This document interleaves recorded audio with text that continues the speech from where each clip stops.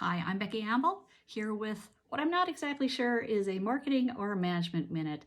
I would like to share with you a story about a woman named Martha Berry. And the reason I want to share this story with you is that it's a perfect example of how we can start small or focus on something, one major goal that we have. I do a program called the 1% Secret, and this really exemplifies how you can start with one idea, a small idea, and grow it. So Martha Berry was born back in the 1800s, and she was very close to her father. She had a family with some siblings, and I believe it was 3 cousins that lived with them because they had lost their parents.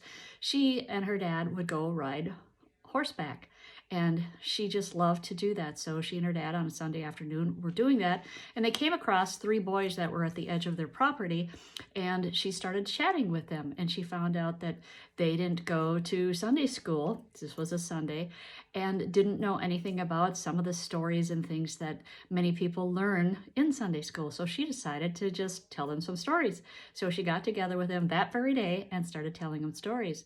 Then, when they were wrapping up, she said, "Come back next Sunday and bring your brothers and sisters, and we'll talk about some more stories."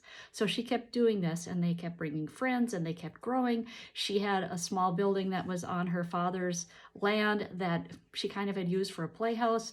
That was full of people. She started taking her Sunday lessons into school, and her mission became one of educating those that were poor and didn't have access to quality education.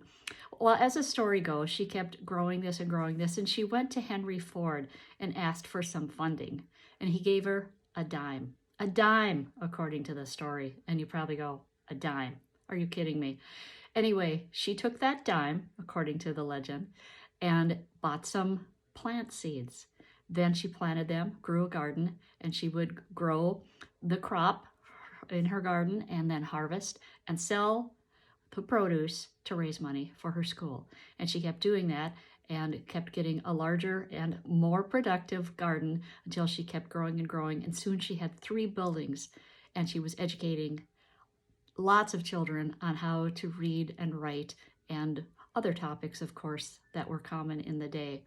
So she later saw Henry Ford and said, or told him, about what she was able to do with that dime. And she said, "See what your dime investment has done?"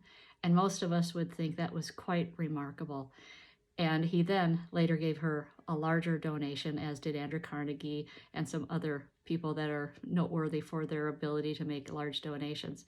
She grew this school and started various schools, and one was that she started a college, which became the largest college to date on one contiguous piece of land.